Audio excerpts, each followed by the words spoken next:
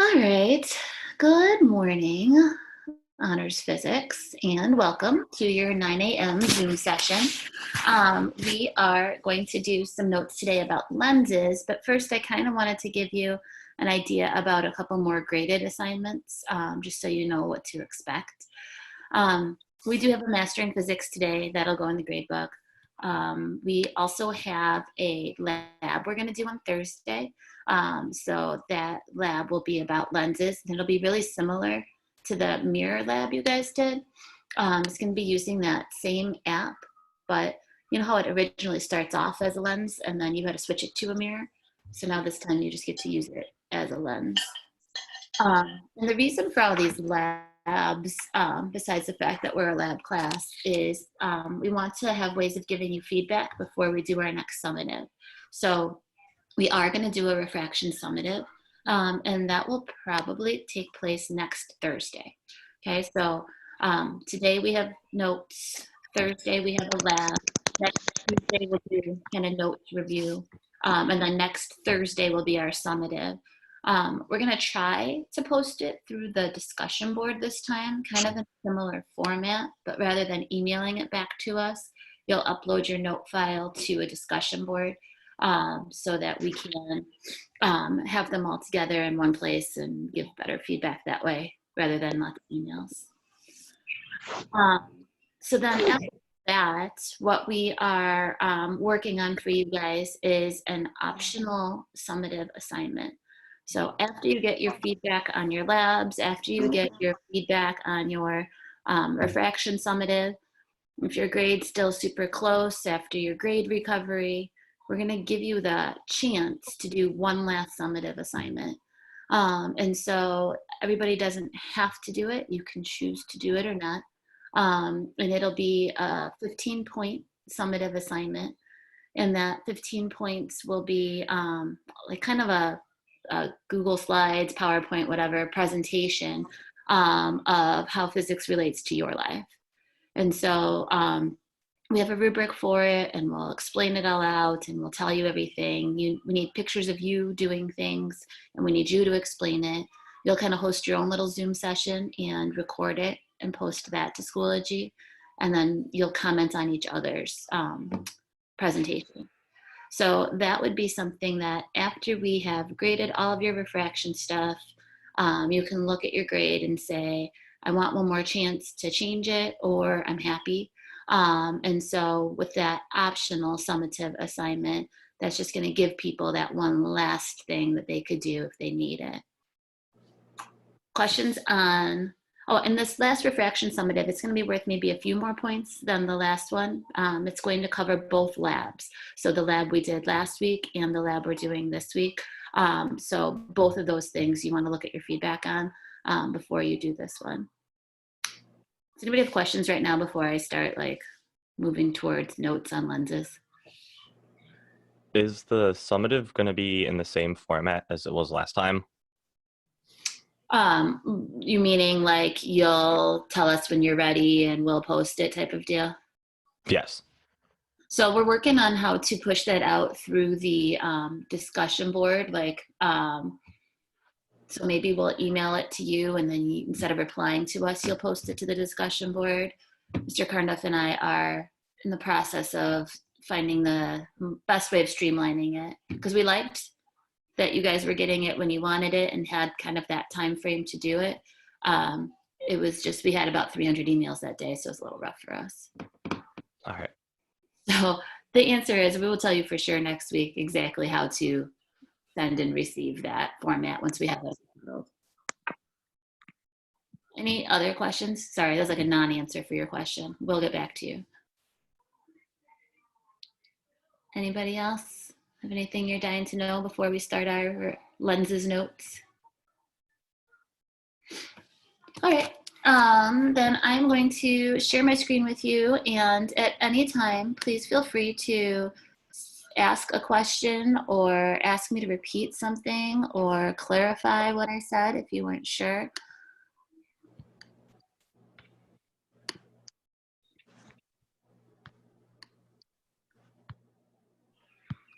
So we will eventually get into how you use your glasses in order to see and how your eye sees. But first we're going to just talk about what a lens is and how it helps bend the light. I think I have people waiting to get into the room. Okay. Okay. So we so far have talked about how light bends when it goes from one medium to another. And what a lens is it's shaped out of three different pieces. It's shaped out of, two prisms, one on the top, one on the bottom, and then kind of just like a square piece in between. And so this is ground, usually out of glass, sometimes out of plastic, sometimes other things with different optical densities, different index of refraction values. But the reason that they're shaped the way they are is to allow the light to bend the way we want it to. So you'll notice that when light was entering this top surface right here, that instead of going straight through into the new medium, it bent. And so picture a normal right here. And because it was going from air to glass, fast to slow, it bent towards the normal. And then instead of going straight through again, there's another normal here, and slow to fast, it bent away from the normal. But when you shape things like a prism, basically light that enters in parallel like this is going to bend when it enters the glass and bend again when it leaves the glass. But you'll notice here that they all come together at a single point, focusing all of that light together. And so this focal point of this lens happens because the light all bends as it passes through the prisms, and it comes together, collects at that spot called the focus. And so what's interesting though is that this is not the shape that mirrors use in order to all converge the light together. So for mirrors, concave mirrors, when the light comes in and it bounces off of a mirror, it will all collect together and converge at a focal point where you could burn paper. For lenses, this is actually a convex shape. It's bubbled outwards. It's the convex shape that's going to allow the light to bend and bend again. And as it passes through, it will all converge on the other side of the lens because the light's not reflecting off. Instead, it's passing through the lens, and it's all coming together at that focal point. So this is kind of the whole, I'm going to use a magnifying glass to burn ants. Don't burn ants, it's not kind. But if you had a magnifying glass, sunlight all comes in parallel to the front surface of the glass. And so rather than the light bouncing off of the glass to burn something, it would pass through onto the other side, and that all that light would collect together, and that fire point would be called that focal point. Okay, so this is what you really need to know, is that a convex lens is a converging lens. And so rather than having to draw the fact that it bends upon entering the glass and bends again upon exiting the glass, what we'll do instead is we are going to just show that the light, and this one's going to show it bending again. It does bend again. But really, because light rays that come in parallel will all collect through a focal point, you can actually draw a line that splits your lens in half vertically right through the middle of it. And you can start your light rays going in parallel, and you just stop them halfway through your lens. And right at that halfway point right through your lens, from that point, you will bend it down and have it go out through the focus. Now, in this point, there isn't a center of curvature for a lens because this isn't shaped out of a sphere, and because this isn't, due to the shape of the lens. It's due to the index of refraction. If this same glass had a higher index of refraction, the focal point would be over here closer to the lens. And if this lens had a lower index of refraction, the focal point would be shoved out further away. So it's not about the shape of the lens so much, like mirrors were spherically shaped and had a center of curvature. That's not true for a lens. Lenses just bend the light due to their index of refraction. They still focus it all together. And so rather than we calling like that place that was so important to us for mirrors, the center of curvature, we still care about that place, but we just don't call it C anymore. We call it 2F. at twice the focal point. It still has all the same properties of the center of curvature of mirrors, but you'll just see it'll say 2F on all the worksheets. It'll say 2F instead of C. So it's double the distance from the focus that we care about. So F for the focus, the focal point. The light comes in, it passes through, goes out on the other side. So you actually have two focal points for lenses, one on either side of the lens, and that's a little bit crazy. But the idea is lenses are a two-way street. If you can shine light through one side, you could shine light back through the other side. And so light coming in from the other side would come, refract back out, and converge from the focal point. And so remember, our rules from last time were in parallel, out through the focus, in through the focus, out parallel. So there's two focal points, one before the lens and one after the lens. And so light that goes in through the focal point of the lens will bend and bend again and come out parallel. But again, you don't have to draw the two bends. You can just draw a vertical line through your lens, and you can start and stop your light rays there. And I'm going to show you more slides later on that have that on them. All right. This lens has the prisms on it again, but they're just flipped around, like upside down. And so what this picture is trying to show you is if it's caved in on both sides, this is a concave lens. A concave lens, when the light enters, it's going to bend and bend again. But this time for these concave lenses, the light spreads apart. There are diverging lenses. They're the ones that spread the light outwards away from the focus. So in parallel, out, away from the focus that's on the other side of the lens. In parallel, out, away. And if you trace those light rays back, away from what? Not some random point, but a focal point. All right. I'm sorry that this is all on one slide, but that's what we've got.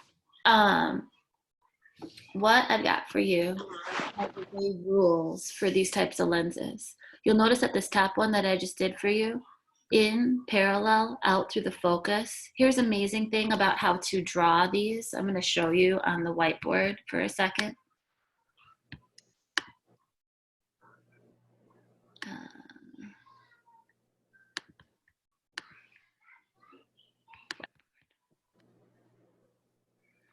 Is that when you drew your mirrors, you had to be really careful about drawing it just right. When you draw these lenses, you're literally drawing a vertical line. That vertical line is the place that you're starting and stopping your light rays. You're going to draw the shape of your lens just to remember what type of lens it was you were dealing with. And then from this place right here, you're going to measure a certain distance to the left and call it your focus. That distance from the focus to your middle of your lens has to be the same distance from the middle of the lens to the focus on the other side. And then if you double that distance, that would be like your center, but we just call it 2F now.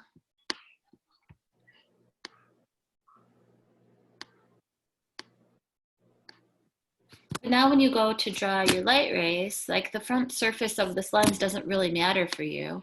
If this is our object right here, the light ray I was just showing you is one that goes in parallel to the principal axis. And this is going to be a terrible ray diagram because I'm not using a straight edge, because it's not a straight line. It's not going to be drawn to scale. I'm not going to get full points for it. But in parallel to the principal axis, it's going to refract down. I completely missed my focus right here. So let's say that that was bad and try it again. Maybe if I draw a straight line, there we go. Down through the focus. That's what we want it to look like. And so in parallel, out through the focus, that's just a single light ray though. What we need are two light rays in order to form an image. So my next one that I can draw, oh look, I can pick an arrow, that's even better. This one that goes in through the focus, It's going to stop right when it hits that vertical line, splitting my lens in half. And then it will go out parallel to that principal axis. And I find that these two refracted rays are meeting over here. And I'm going to draw my image in right there. This is an upside down real image. This real upside down image is smaller than the object that formed it. The things that are weird here is that the object distance is always a positive value. And we're used to the image distance being negative if it's on the other side of the mirror. But the image distance is positive for all real images. So this is a positive image distance. Your object distance is going to be measured from your object to the lens.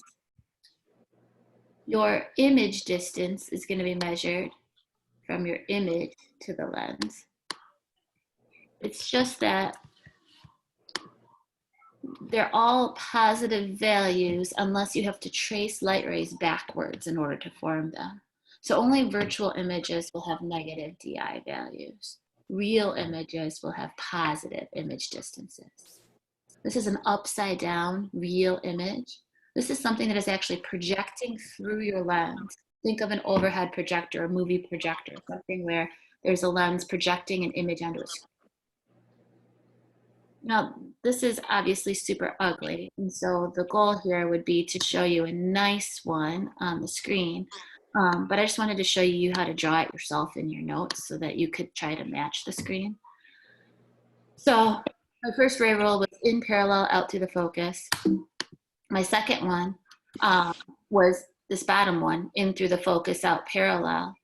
This third one is going to be your very favorite. It's the easiest, bestest ray roll ever, and it works for both type of lenses.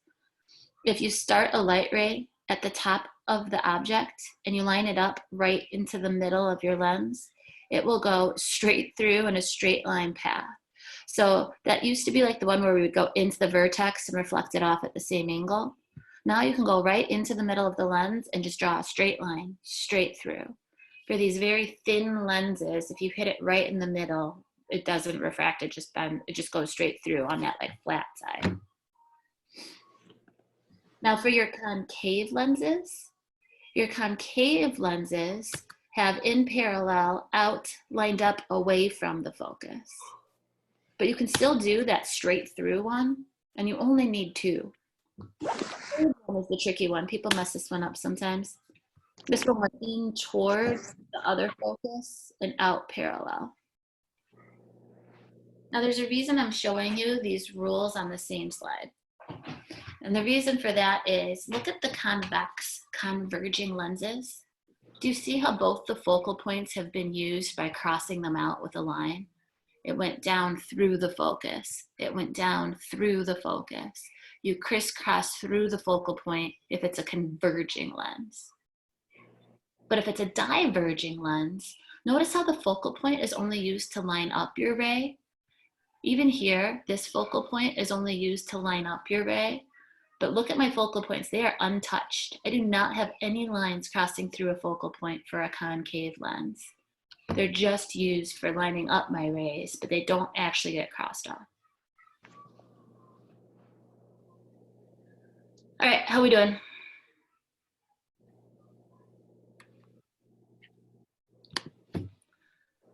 So this camera works by having a converging lens. Your cameras have converging lenses so that objects out here can be projected onto your film.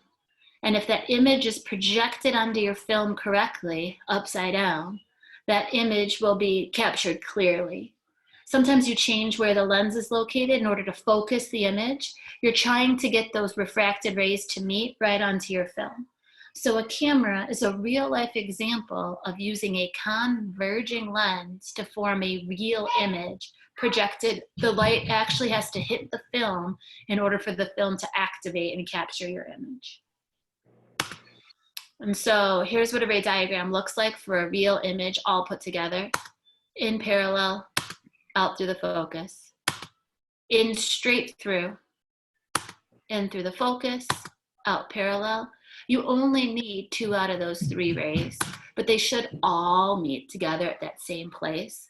And that place where they all meet together is your image. All right. You guys have a 50-50 shot? Tell me about the size of the image. Would we call it bigger, smaller, or the same size? Go ahead and weigh in. We're voting. How big is the image? Bigger, smaller, same size as the object?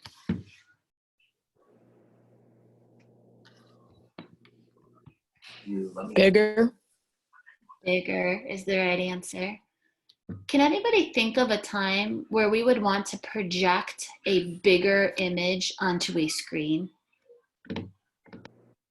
A projector? Yep. An overhead projector would absolutely do this. This is also a movie projector that projects at a movie theater. But what's the deal with how you have to load the film into a movie projector? It has to be loaded upside down. Yeah. To be loaded upside down because real images are flipped compared to the objects that form them. So if somebody loads the film into the projector right side up, you'd be watching the movie upside down on the screen. So this is our object right here. Our object has to be upside down so that when projected, it can look right side up.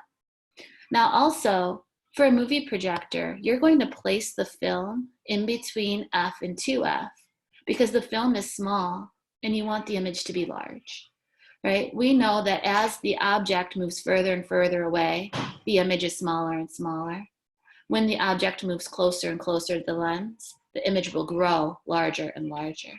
So what they do is adjust it so that the size of the film compared to the size of the screen is going to be correct. This is somebody's camera and it's a portrait of them. So they're sitting right side up behind it and then they took a picture of themselves through their lens. So we are looking at a real upside down image of somebody inside of their converging lens.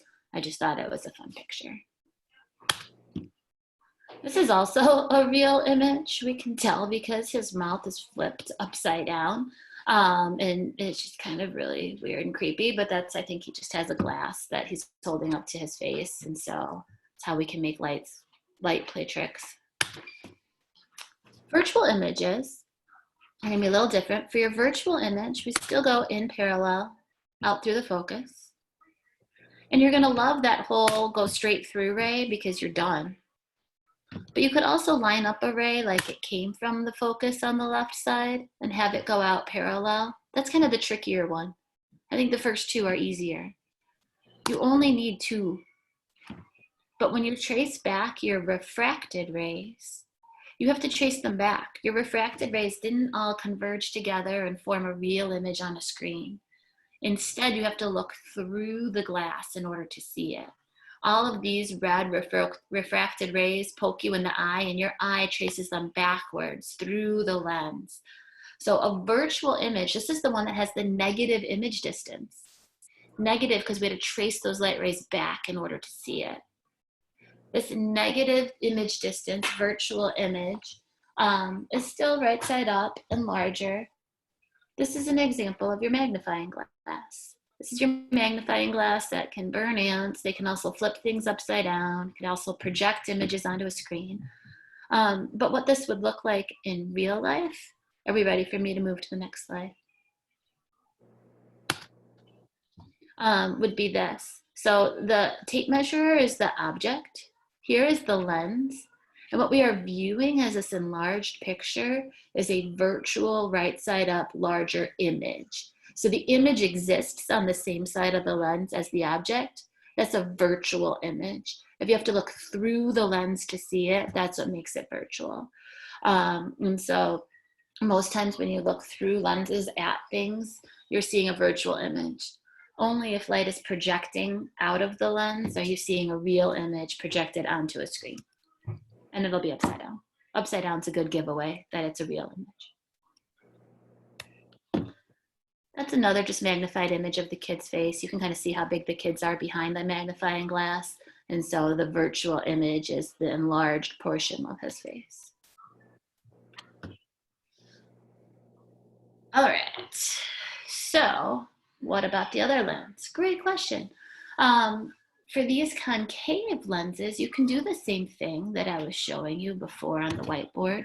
You can just draw a vertical line and draw your dots for the focus in 2F.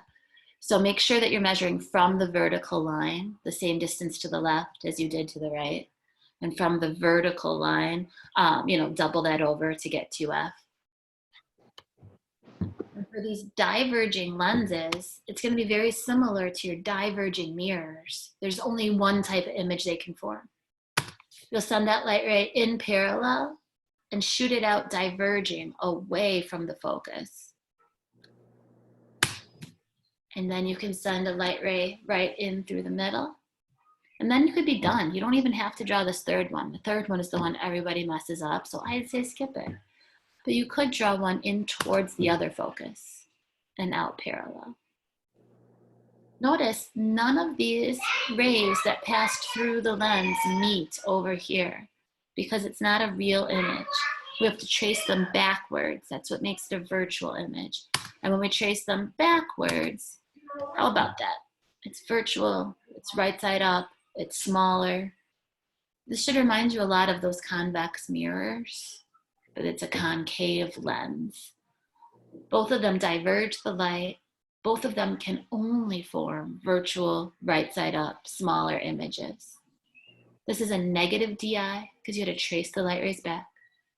It's a positive image height. It's right side up, smaller, all that good stuff. Virtual, right side up, smaller, always.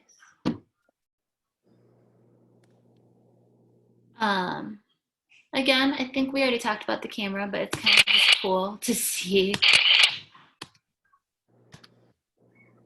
that you take your light rays and they go through the film or through the lens and they have to be projected onto the film. If your light rays are meeting before the film or after the film, that's what gives you a blurry image on your film. So you have to get that image distance, object distance just right in order to focus the light rays there. So that's a real image being projected upside down onto your film. You don't have to be able to do this. This is just because I think it's fun. But a telescope has two lenses. So here's the object out in space. Here's the first lens projecting a real image. And then the image becomes the object for the second lens.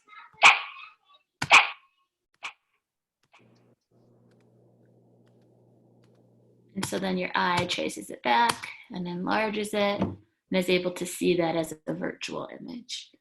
So two lenses, again, are not something you're going to be held accountable for. You don't have to. But the idea would just be something along the lines of the image from the first one becomes the object for the second one. I just think it's cool to know how do these devices work. They're everyday, real examples. The same idea for your microscopes. It's just all about where do you locate the object? Where do you want that second image to be? And look at how enlarged we've made it so that we could really see something close up under the microscope. Let's see what time it is.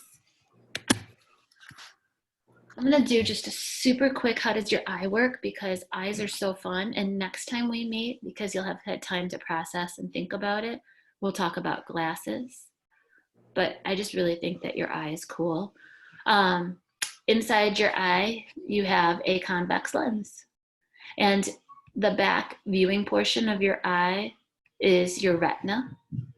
And what we do Oh, we also have the colored part called the iris. Oh, I have so many fun things to tell you about the eye. Here's the deal. I'm going to skip my whole story on the eye and tell it to you next time, except one thing.